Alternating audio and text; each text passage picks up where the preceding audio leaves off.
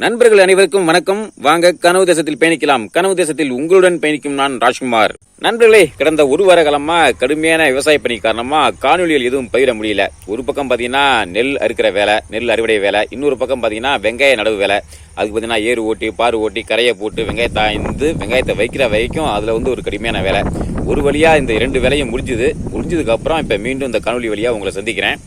சரி நண்பர்களே, இப்போ பார்த்தீங்கன்னா விக்கிரவாண்டி தொகுதி இடைத்தேர்தல் அப்படிங்கிறது ரொம்ப தீவிரமாக போய்கிட்டு இருக்கு.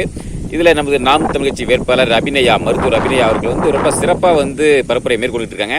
அதாவது மக்கள் பார்த்து வேக்கிற அளவுக்கு அவருடைய பேச்சும் அந்த பேச்சு நளினமும் அவங்க வாக்கு செய்கிற அந்த முறை ரொம்ப மக்களை ஈர்த்து கவர்ந்து இழுக்கிற வகையில் இருக்கு. சரி, இது ஒரு பக்கம் போயிட்டு இருக்கு. இப்ப இன்னும் ஒரே ஒரு வார காலம் தான் இருக்கு. அதாவது ஜூலை 10ஆம் தேதி வாக்குப்பதிவு. இன்னும் கிட்டத்தட்ட பாத்தீங்கன்னா ஒரு வார காலம் தான் இருக்கு. இந்த ஒரு வார காலத்துல நமது கட்சிக்கு நிதி அப்படிங்கிறது ரொம்ப அதிக அளவுல தேவைப்படுது. ஏற்கனவே அண்ணன் சீமான் அவர்கள் வேண்டுகோள் வச்சிருக்காங்க. அதன்படி இன்னைக்கு நிறைய நமது கட்சி உறவுகள் நிதி கொடுத்துட்டு இருக்காங்க.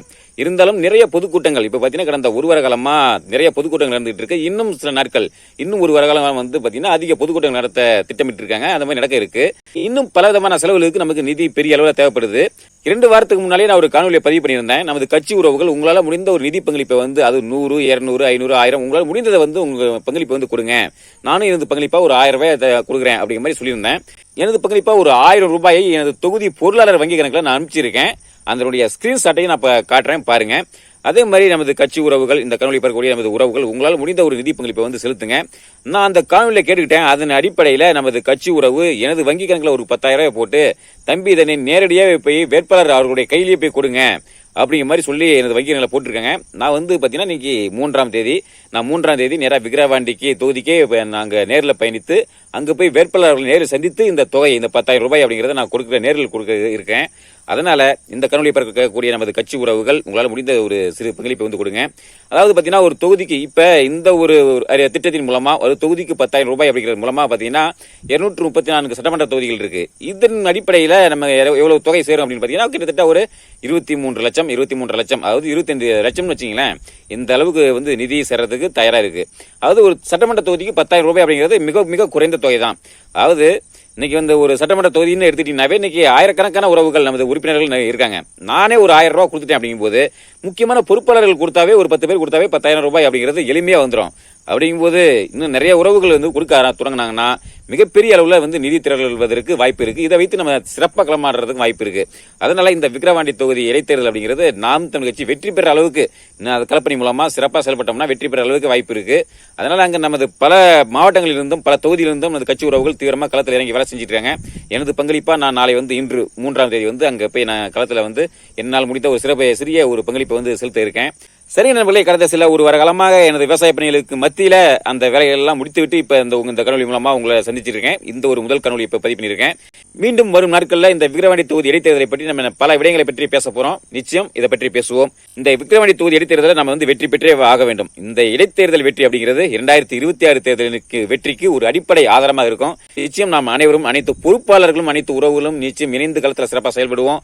நிச்சயம் வெற்றியை பெற்று காட்டுவோம். அதே சமயத்தில் 2026 தேர்தலில் நாம் தமிழ்ச்சி வெற்றி பெற வைப்போம். சீமான் அவர்களை முதலாக ஆக்குவோம். நிச்சயம் இதை செய்து காட்டுவோம், சாய்த்து காட்டுவோம். சரிங்க நண்பர்களே, இந்த சிறிய தகவலை உங்களோட பயந்து கொள்ள இந்த கல்வி மீண்டும் மருத்துவ கல்வி சந்திப்போம். நன்றி, வணக்கம். எங்களின் உயிரோடும் உணர்வோடும் கலந்து வாழுகின்ற அன்பு உறவுகள் அனைவருக்கும் வணக்கம்.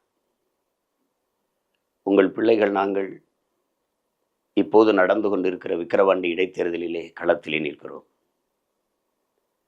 நாங்கள் மக்களின் நன்மதிப்பை பெற்று ஆகச் சிறந்த கொள்கைகளை முன்வைத்து, கருத்தை முன்வைத்து மக்களின் வாக்கை பெற துடிக்கிறோம். களத்திலே போற்றியிட மற்ற இயக்கங்கள் அதிகார வலிமை, பொருளாதார வலிமை, ஊடக ஆதரவு எல்லாவற்றையும் கொண்டு கோடிகளை கொட்டி, கருத்தை விட்டுவிட்டு காசுகளை கொட்டி, இங்கே கஷ்டப்படுகிற மக்களின் கடைசி புகலிடம் கடவுள், அயோக்கிய அரசியல் தலைமைகளின் கடைசி புகலிடம் காசு. இதான் இங்கே சாதி, மதம், சாராயம், பணம், சாப்பாடு, இதான் இவர்களுடைய கோட்பாடு. அவர்கள் பணத்தை முன்னிறுத்துகிறார்கள். நாங்கள் இனத்தையும் அதன் மானத்தையும் முன்னிறுத்தி போராடுகிறோம். ஆனாலும் வாக்குக்கு காசு கொடுக்கவில்லை. ஆடம்பரம், படோடபம் இதுவெல்லாம் இல்லாவிட்டாலும் கூட பசிக்கு உணவு, ஓய்வெடுத்து உறங்கி மறுபடியும் உற்சாகமாக களத்திற்கு செல்ல ஒரு ஓய்விடம், இவற்றை திருமண மண்டபங்கள் எடுத்துக்கொள்ள 2000 3000 பேர் ஒன்றாக வந்து களத்திலே நிற்கிற பிள்ளைகளுக்கு உணவளிக்க பணம் தேவைப்படுகிறது, தொகை தேவைப்படுகிறது. அதை இன உணர்வும் மான உணர்வும் கொண்ட என் சொந்தங்கள் சிறுக சிறுக எங்களுக்கு தந்தி உதவி கொண்டு இருக்கிறார்கள். அதை போல இன்னும் என் இன சொந்தங்கள் உங்களால் இயன்றதை எங்களுக்கு தந்து உங்கள் பிள்ளைகளின் கைகளை வலிமைப்படுத்துங்கள். இனமாகவும் பணமாகவும் நீங்கள்தான் எங்களுக்கு வலிமையாகவும் பலமாகவும் எம் மக்கள்தான். மக்களிடமிருந்து மக்களுக்காக வந்த எங்களை நீங்கள் தொடர்ந்து ஆதரித்து வருகிறீர்கள். அது தொடரட்டும். நீங்கள் கொடுக்கும் இந்த வருமானம் காக்கும் நம் இனமானம். இலக்கு ஒன்றுதான், இனத்தின் விடுதலை. இனம் ஒன்றாவோம், இலக்கை வென்றாவோம். நாம் தமிழர்.